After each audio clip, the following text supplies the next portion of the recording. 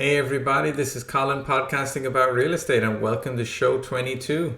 Today I had the pleasure of interviewing Damion Lupo. He's an author, business owner and investor. He's a fascinating story to tell. He's literally been hustling since the age of 11 and built a $20 million business empire by the age of 25. We talk about that. We talk about how he channeled the profits of those into real estate development and got heavily burned in the crash of 2008 and 9.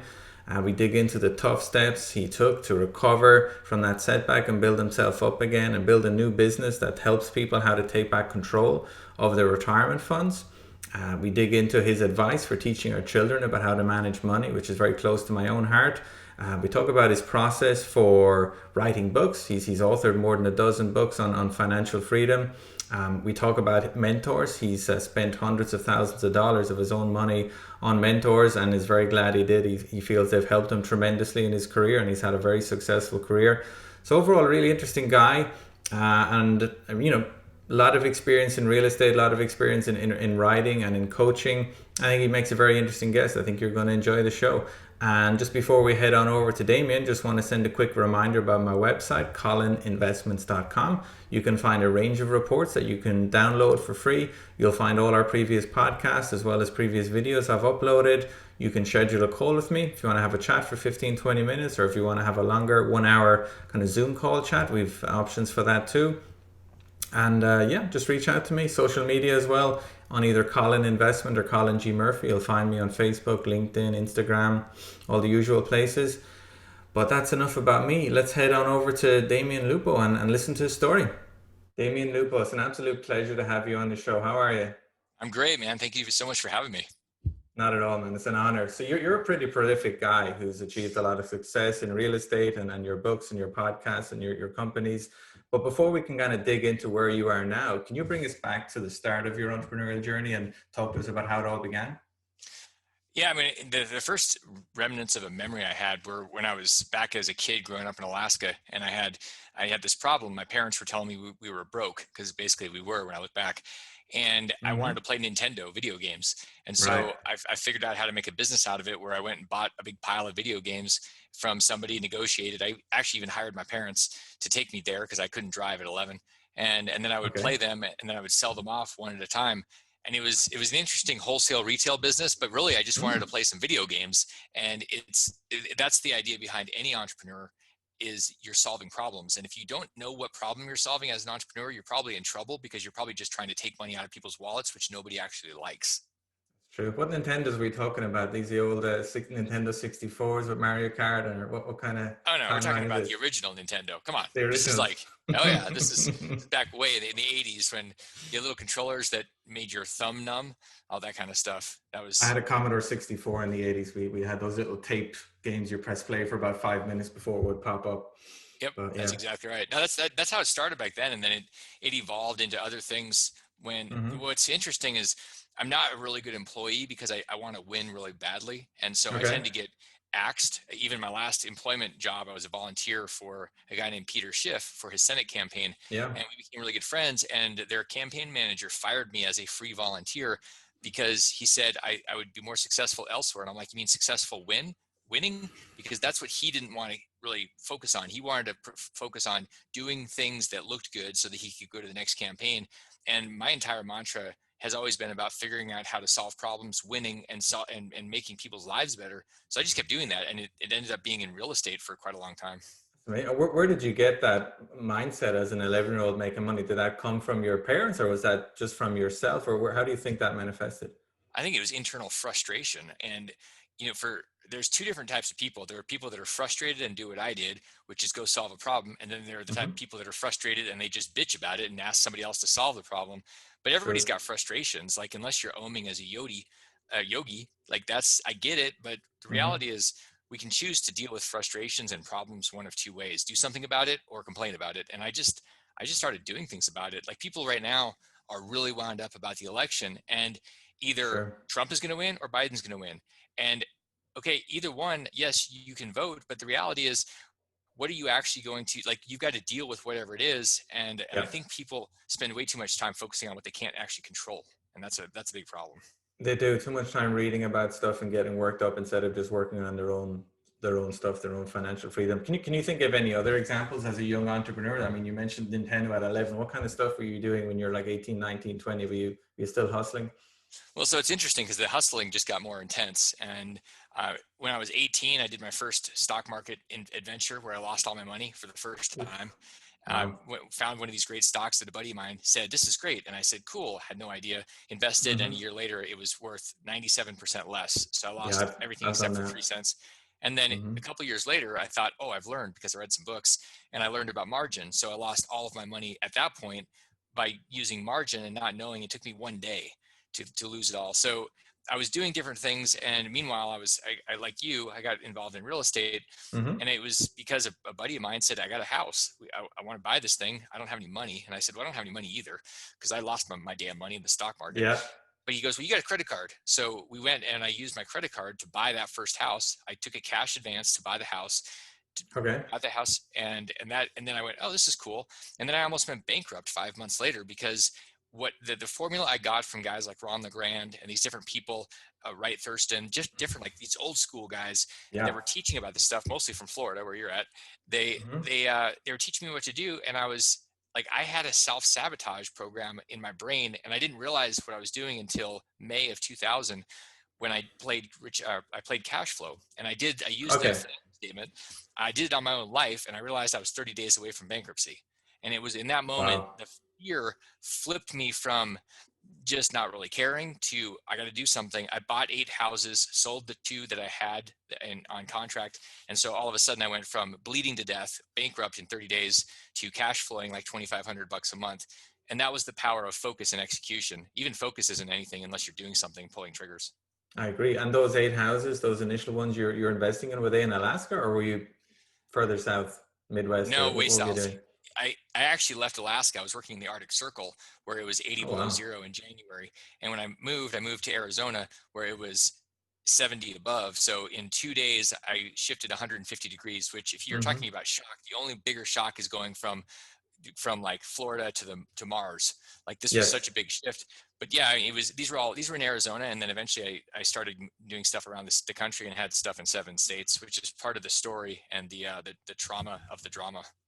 You had a lot of drama and you're a lot of high risk kind of strategies. I mean, you really just go all in, don't you? Whatever idea you have, you're all in. I mean, what? So early 2000s now, real estate is your thing, and you're presumably what you like your young 20s, mid 20s, just getting diving into real estate and growing as fast as you can in the early thousands, which is quite a nice boom back then. When I first started, it wasn't really the thing. I mean, back then it was still the tech bubble, and Okay. so I was doing it ahead of people. So I heard people talking about how they're making money on petfood.com or whatever it was, Mm-hmm. and I was over Mm-hmm. there buying houses, making $100 a month, and I just kept doing it. And it was weird because at 23, which is when I started, I or 22 actually, when I started, normally in our early 20s we tend to, especially men, maybe women too, but we tend to bounce around a lot. Like it's not happening as fast. We want the juice, the excitement. And I Mm-hmm. just looked at it and said, okay, you know what, this, every time I do something, it creates a little bit more of that financial freedom. And so I just kept doing it, and I did that for about 5 years, built up 150 houses. and Wow. and then I I actually looked at the market and said, wait a second, houses are going up 10 to 15% per month right now. This doesn't make any sense and it's not sustainable. So I sold all my houses in Arizona and start selling them off elsewhere. And then I got like fairly extra rich liquidity wise. But the problem is I didn't know what I didn't know, and I hadn't been through it, and I didn't have any bald mentors. And so I went out there and said, well, now I'm 10 feet tall and bulletproof. So I went and started developing all over the country. And that's when it got really hairy because I thought there was no way I could lose. And that's the biggest problem with winning, especially early or big. Yeah. And without having losses, you don't understand risk. You don't understand position sizing, like how much of your portfolio should be in anything. You don't understand timing or patience, or like there's all these things you don't know, but you don't know that you don't know, so you don't know what to ask. Yeah, you need to develop that humility, and it's hard to get it unless you get your ass kicked, several times. And anybody that's been in business 15, 20 years has had their ass kicked multiple times. But if you have that danger where you have that combination of youthful exuberance, you're in your mid 20s, which is old enough to get a lot of money, but maybe not old enough to learn how to keep it. It can get Totally nasty. different skills. Yeah, making it and keeping it are totally different. Different. Making it is relatively easy, and I say that because it's a matter of hustling and doing the formula. Like people go, I don't know how to make money. I'm like, you're saying the wrong thing. The question should be, how do I make more money? How do I create it? Because there is a tried and true plan. One example, I see this with a lot of people. They're accidentally becoming real estate agents. I go, this system works. And if you actually use a system, it's not complicated. I mean, you don't even have to invest and you can make a lot of money. And so I always kind of laugh when people say, what do you mean? It's hard to make money. I'm like, no, it's not. You're just not doing the right thing. And that's it. It's a formula. Yep, I agree with you. I agree with you. And so 150 houses, and you had the foresight to sell a lot of them just before the top of the market, which is amazing.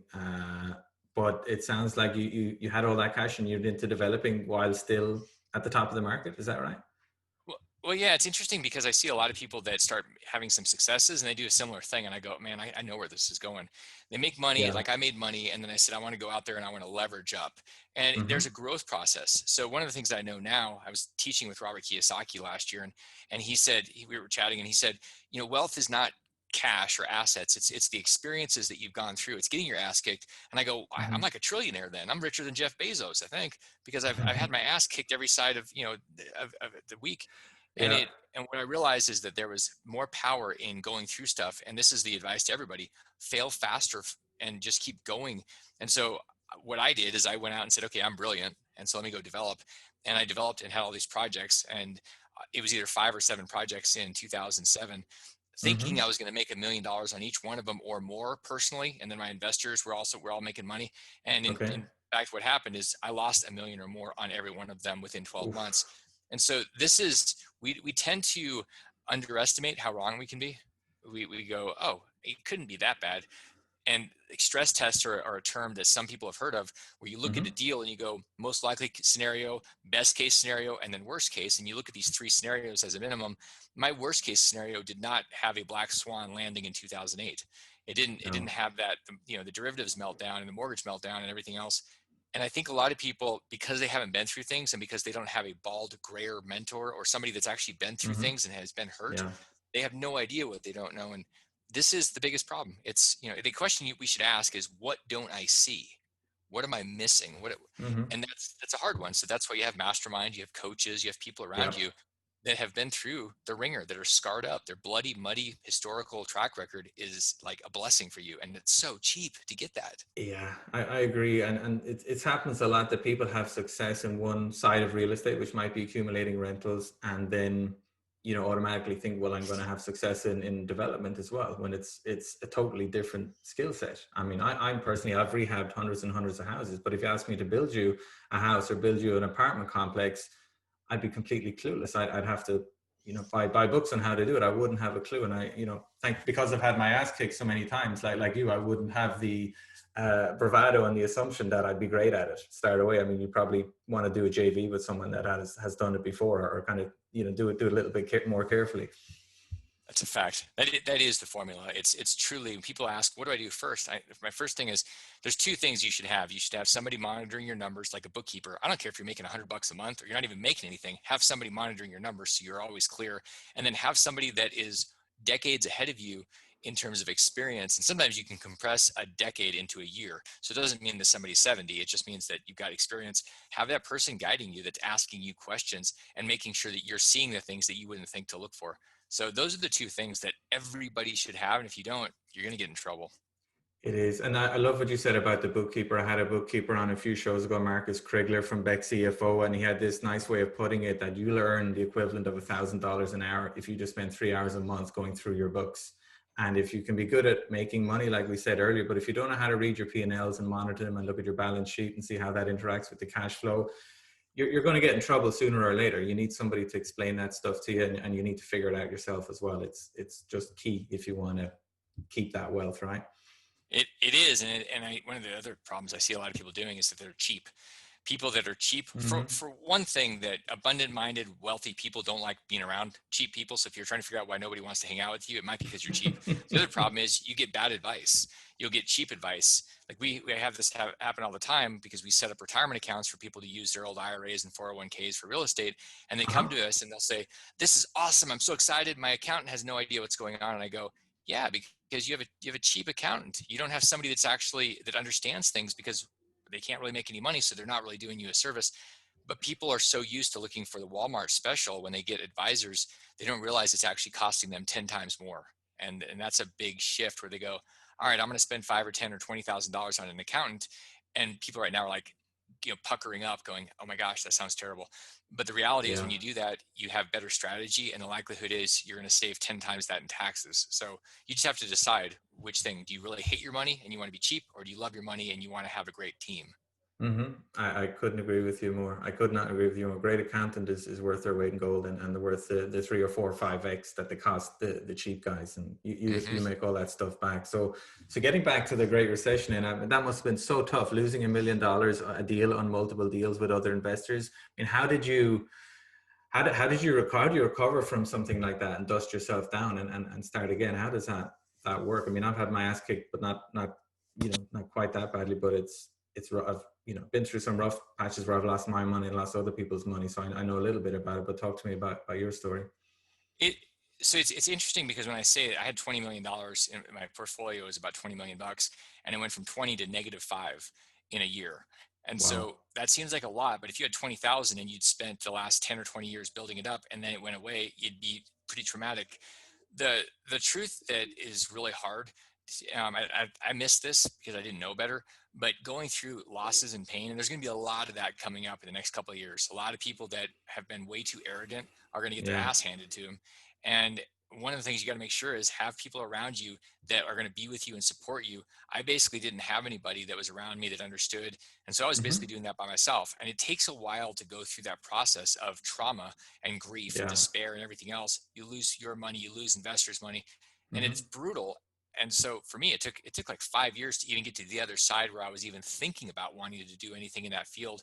And it took a lot Okay. of work with other people, with coaching and therapy, and Hmm. because I mean there's PTSD involved in that kind of stuff. I mean there's no Yeah. better way to describe it. It's truly traumatic. Yeah, real estate emotion. I mean, failure in real estate is very emotionally traumatic, and people I think probably underestimate that how stressful it can be in real estate. It can get stressful when you're doing 10 flips a month and going well. It can be stressful when you're losing money. I mean, and you have to have that grit, I guess, and that resilience that you clearly have, Damien.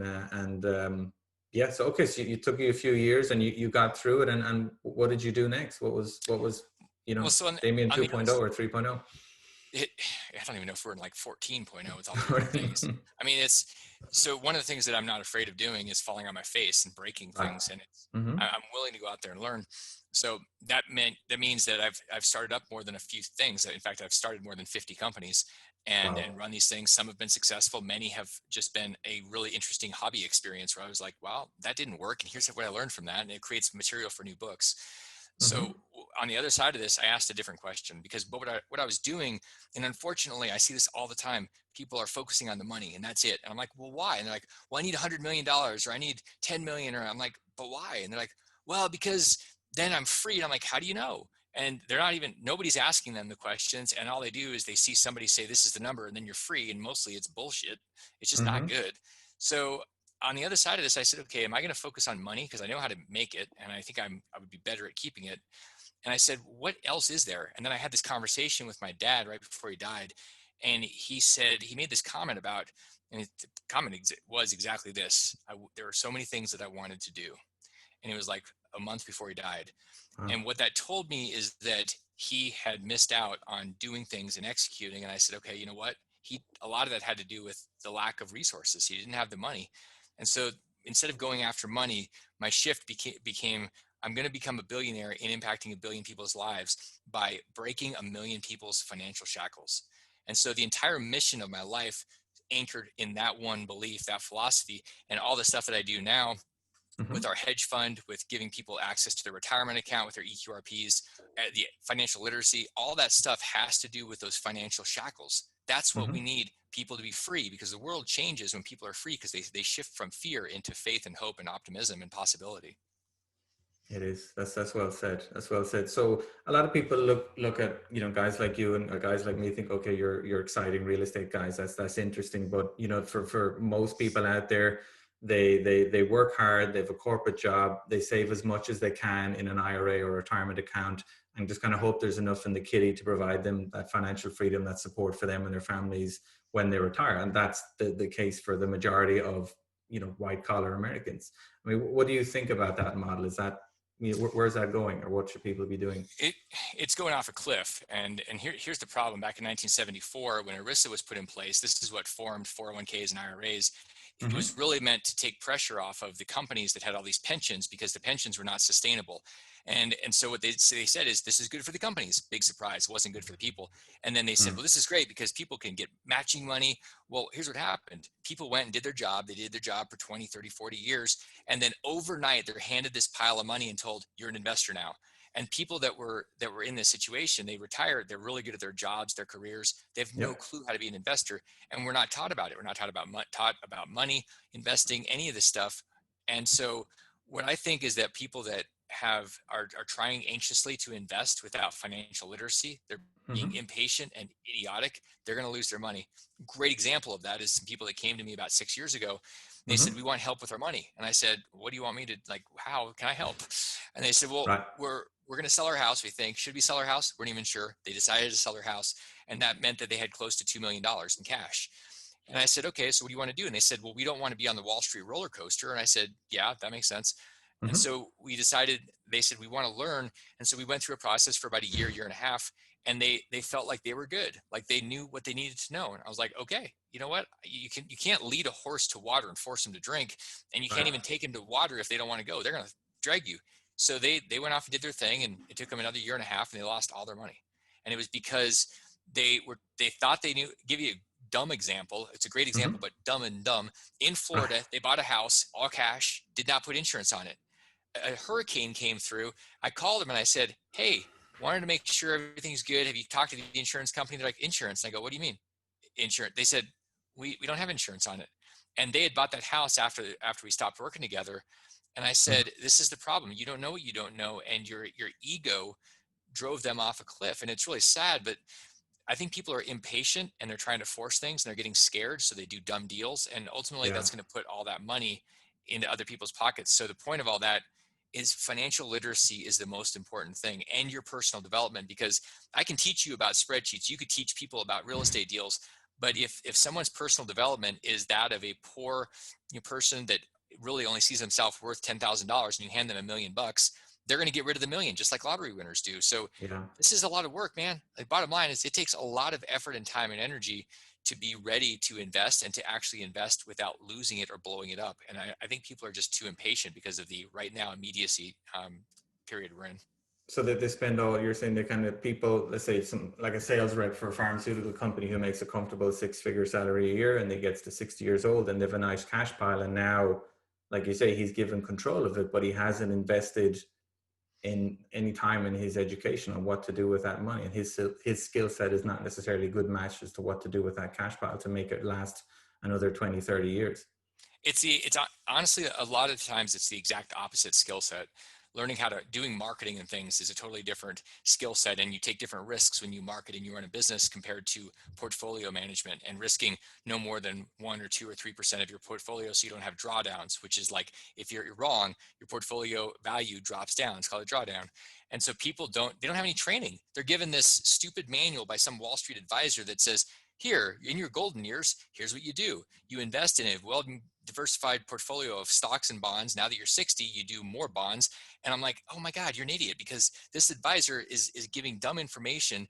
Especially now, we're in a bubble across all asset classes, and Yeah. people are being told just do this, and then you can pull out the 4% rule. You pull out 4% of your money a year, and you should have enough for the rest of your life. What they don't know is that if you look historically, in 1929, when there was a stock market crash, it took 25 years for it to break even.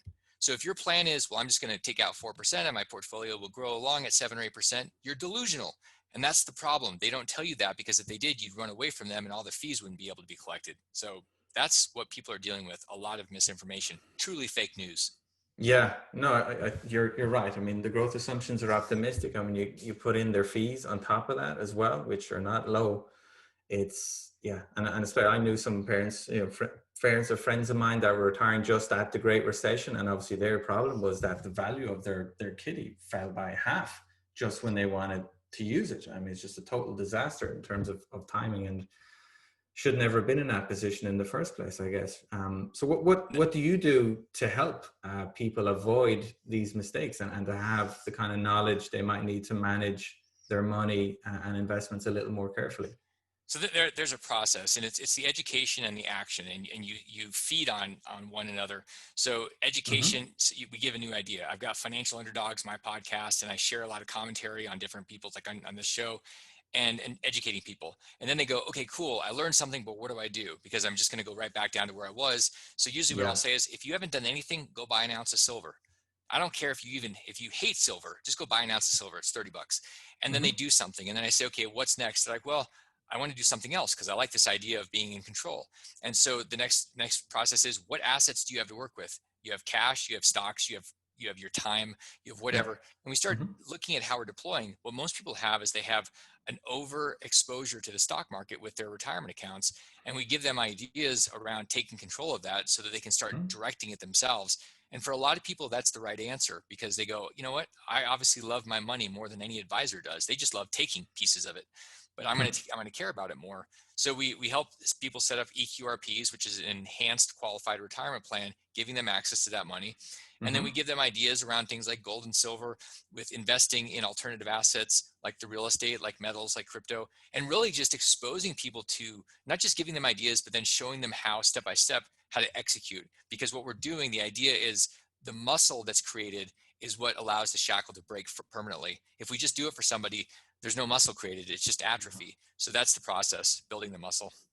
I love it. And you're getting they're almost like their entrepreneurial juices flowing and thinking about what kind of fun stuff can they do with their money. And like you say, people just think it's just this monolithic, it's in all these mutual funds and bonds. And you're saying, well, no, there's a whole world out there. You can put it in real estate, you can put it in gold and silver, crypto. I mean, not that I know much about that, but you're getting them in the mindset. You're teaching them how to be a business owner. And I think everybody, no matter, I don't care what you're earning in your job, if you're working in a huge company, you should have some sort of side hustle, even if it makes you $100 a month, just to get that side of your brain doing something. You know, it'll impact you tremendously over time. I think that's brilliant. I think that's exactly right. And people, one of the dumbest things I hear people say is, well, I don't like to sell. I'm not a salesperson. I'm like, you sold yourself on getting a damn job. When you went out and you got hired, you sold somebody on something. You're selling your kids every day. I mean, you are in sales. And to say that is a limiting belief. And it's really, really destructive on financial freedom and being free in general. If you say, well, I don't want to sell, or I don't want to have a business, then you're really subject to whoever's going to be running for president. And that's like your life, because you're on life support. And you don't want that, especially when you're 40, 50, 60 years old, maybe when you're 120. But I mean, people, they let go of this idea that they can actually have a life by design, and they go, well, it's just going to be, it is what it is. And I go, okay, so you have a default plan, whatever the default is, that's your plan. And I think that that's just pathetic. I think people have a lot more potential than that if they're willing to step up and do the work. I agree with you. And I think the younger you start, the better. And you mentioned kids a minute ago, Damien. I mean, I've two kids, 10-year-old and an 8-year-old, and I helped them with their math homework, their science homework. I was just doing math homework at lunch a couple of hours ago. But, there's obviously more stuff that we can be doing as well surrounding money. So what advice do you have for parents, like me and other parents that want to educate their kids on how to manage their money and how to think about their money as more than something they can just buy stuff with? Well, I mean, the first thing is, kids are gonna model their parents. So whatever you're saying, whatever, if you say, I hope this happens, or you're complaining about what the government, or what, if you're doing, they're gonna model you. So if you want them to be free from shackles, then you've got to be a better steward of money, and be communicating that. And I'll tell you, there's one book, and it's called What Self-Made Millionaires Teach Their Kids by Steve Siebold. It's probably the Okay. best book to study with your kids. Go chapter Hmm. by chapter. They're like 1 or 2 page chapters, and it's from all the work that he's done working with self-made millionaires, from a couple million to hundreds of millions, and what they do, how they operate with their kids, how they teach them, what they expose them to, the emotional, the self-responsibility factor, all these things. That's the best book I've seen in the last 20 years. Thousands of books I've read. I I'm would going to say read that would it. be the book to get if you don't want your kids to be like literally enslaved to money. That would be the book. And give us the title and the author again. What Self-Made Millionaires Teach Their Kids About Money by Steve Siebold. I love it. I am going to check it out. I'm going to put that in the show notes. I'm going to read that. So on that subject, what kinds of people do you surround yourself with now, Damien? What kinds of people are you hanging around with that kind of help make you a better person, a better business owner? And how has that changed since you were a young entrepreneur firing on all cylinders in every direction? Back when I started, one of my problems is, I alluded to it earlier, I was cheap. And so I was looking for people that didn't cost that much. And the problem with people that don't cost that much is they cost a lot, because you end up doing their work, or you're fixing their stuff, or you're firing Yeah. them, or you're recycling them. And it's a big Hmm. pain in the ass, and it ends poorly, period. So one of the things that shifted is I only have A people around me, like A people. If somebody applies and they're not A, there's, it's no thank you, wrong place. Because Hmm. one of the things, and my recruiter that has helped me with some of the hiring has said, we interviewed on my show, and she said, A's only want to be around A's. C's don't want to be around A's because they're intimidated, and B's are just kind of like trying to get through to 5 o'clock. So, and because they're mostly working at government jobs. But one of the big shifts was the people that are around me are A's. They're self-responsible, they're aggressive, they get their stuff done. I don't manage them. I'm a terrible manager. What my job is to be a visionary and a leader and Hmm. inspire people and support them, but it's not about dragging them along or coddling them or doing their job for them. So there's a huge difference. Great people will make a business 4, 5, 10, 50 times what they cost, quote unquote. B's and C's very rarely make as much as they cost. They're sort of just filling space sometimes because you have to. But unfortunately, most people are too cheap, and they go, well, how much can I get this person for? And I go, wrong question. Yeah. And it's the same question. People will go, this training for my person costs a lot of money. It's 10,000, it's 20,000. I've got to invest all this stuff in there. Man, what happens if I do this and they quit? And wrong question. What happens if you don't do it and they stay? And like, people have to switch. It's 180 degrees. Literally, what happens if they stay and you don't invest in them? You're going to Hmm. have a dodo bird for a team. And so I think this is the value of having mentors and coaches, people that have actually gone out there and done things, because they'll challenge you. And well, here's the other thing too, with mentors and coaches, this is not your neighbor. It's not your friend. It's not your spouse. It's not your dog. It's not free. Why is it not free? Because you tend to pay attention to things that you pay for, and you want to have a pain price that you pay. You don't want to pay somebody $100 a month.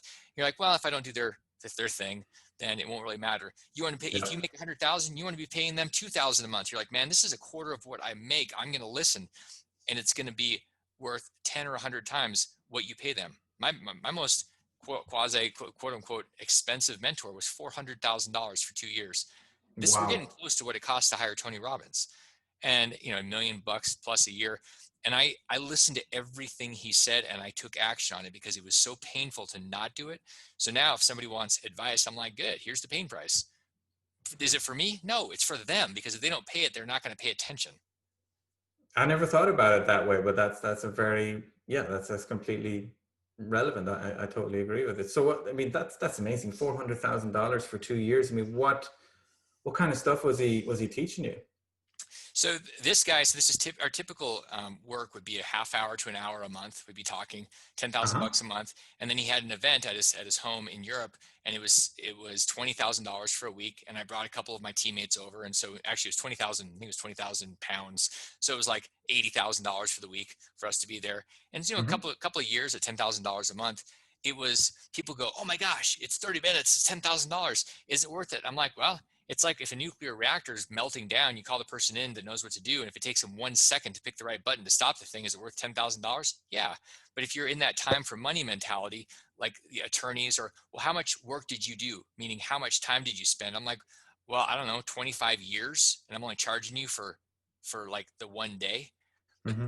there's a disconnect. And so you get a ton. What he was teaching was basically the questions. He was creating confidence, and he'd ask a question, or I would say, here's what I'm planning. And he'd go, what about this? Or, yep, that sounds like a good idea.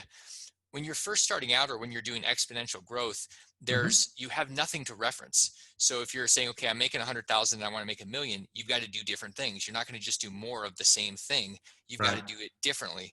And the value of having somebody that you're spending that kind of money investing in yourself with is when they say, yeah, makes sense. You're like, cool. All of a sudden you've got certainty. Certainty is one of those things that will break all those barriers. If you're not certain, you stay still because you don't want to get eaten by something out in the dark.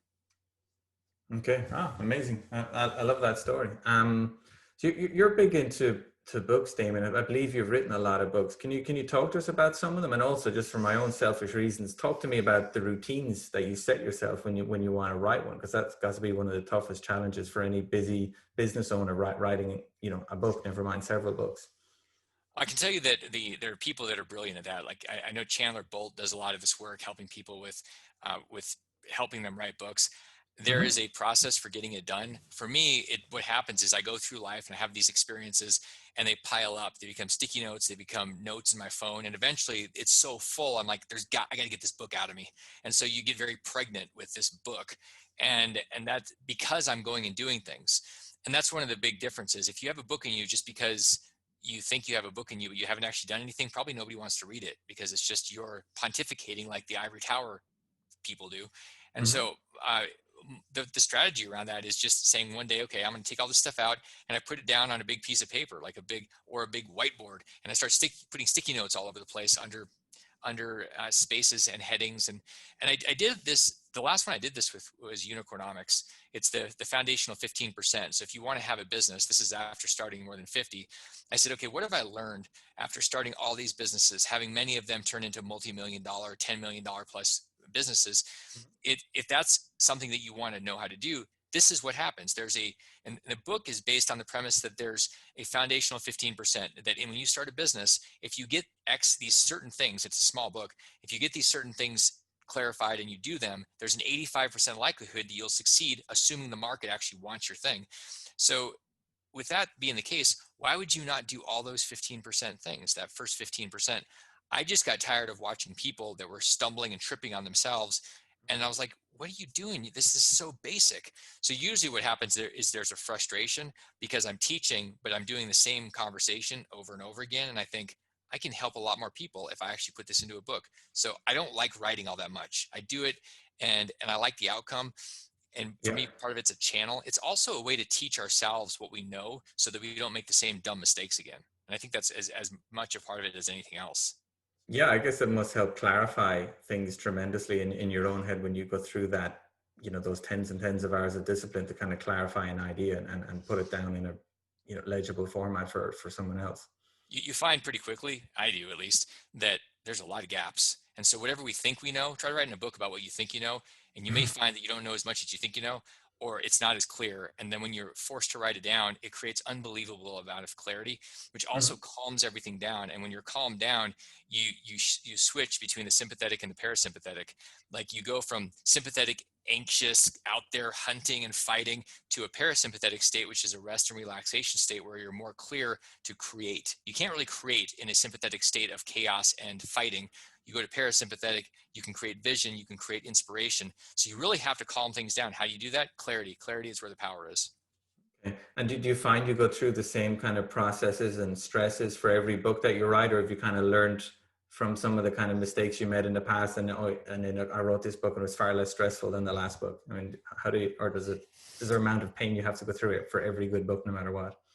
Any woman that's ever given birth would say it's probably doesn't feel good. And for me, it's the closest thing I could say that was like breaching a blue whale, or like I'm giving birth to a whale. And every time it hurts, man.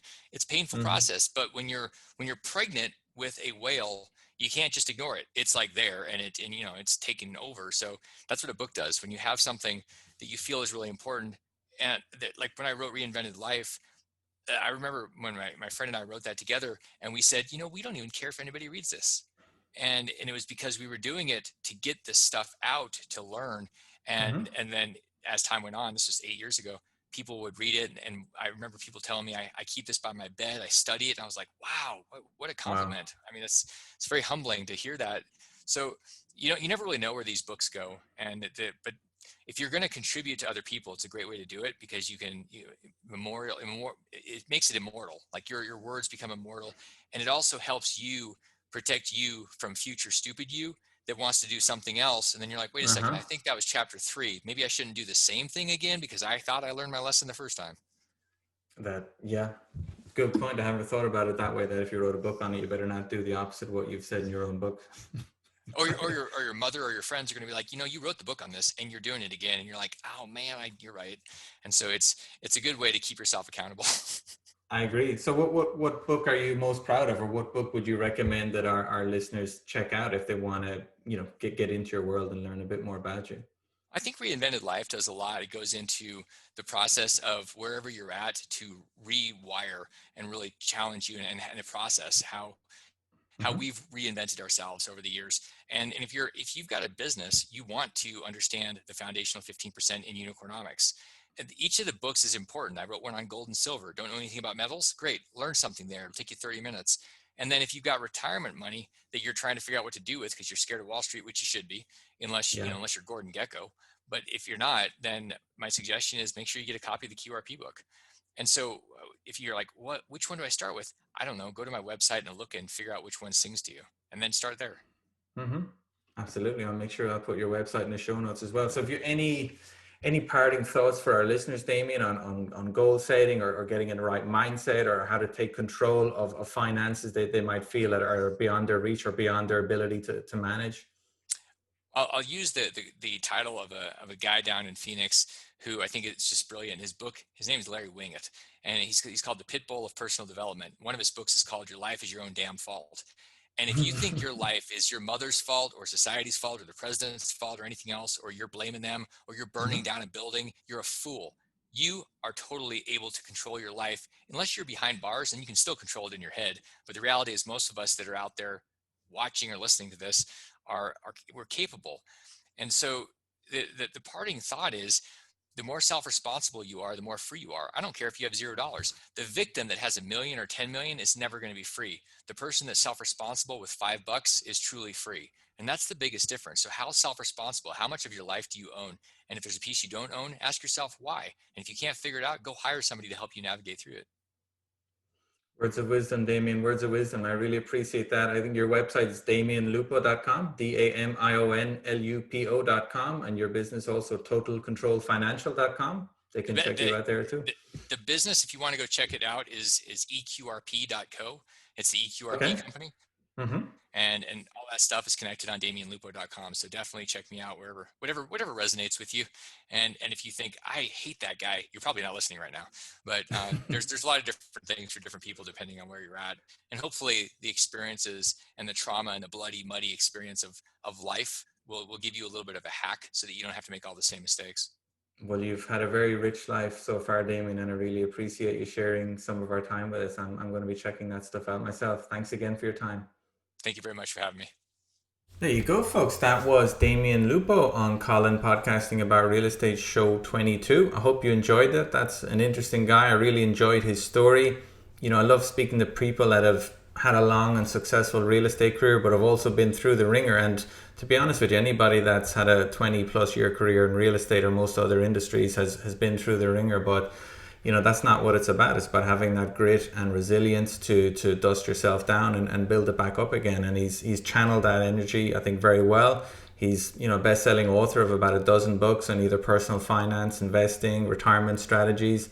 He's a man on a mission to teach as many people as possible about how to free themselves from what he calls the financial bondage of letting Wall Street control all your retirement funds. And he has his e-qualified retirement plan, his EQRP, which educates people on how to take back control of it and divert some of that money into alternative like real estate or silver or gold or crypto or a bunch of other stuff that I don't necessarily know much about myself, but I'm all for educating yourself on what you can do with your money rather than let other people take those decisions for you. So he also hosts the Financial Underdogs podcast, which you can check out. Just do a search for Financial Underdogs or Damion Lupo. And yeah, a guy who started 50 companies is always interesting to talk to, and I enjoyed the conversation. I hope you did too. I appreciate all the support you've been giving this show since we first started it about 5-6 months ago. If you haven't left me a rating or a review, I'd really appreciate it if you could take the phone out of your pocket and open up your podcast app and find out where you need to press those buttons to leave a rating or review. They're very helpful. Or better still, if you can find an episode that I've shared on social media and share it with your own circle of friends, that'd be super helpful if you think it's worth sharing, of course. And of course, you haven't checked out my website, do so, colininvestments.com, COLIN investments.com.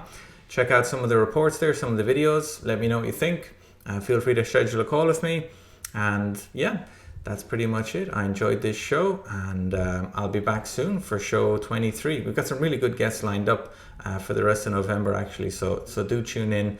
And until then, this is Colin Murphy signing out. You guys take care. Bye bye.